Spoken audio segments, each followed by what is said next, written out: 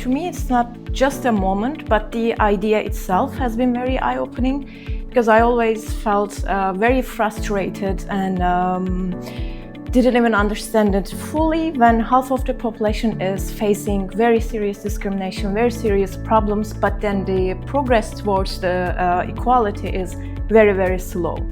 And I know from my peers, my friends, or even in my colleagues, that there's a lot of interest in here, and not only from the females.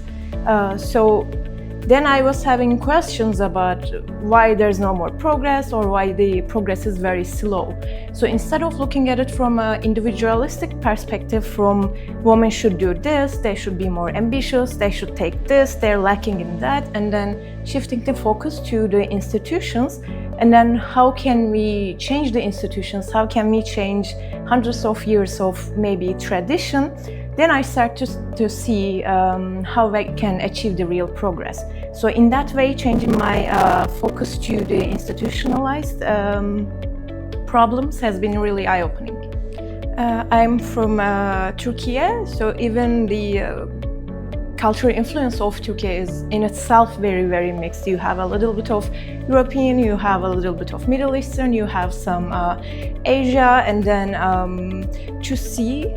to discuss about the problems with so many international people from different cultures and then different disciplines shows that some people are facing different problems, some people are facing very, very similar problems in all over the world.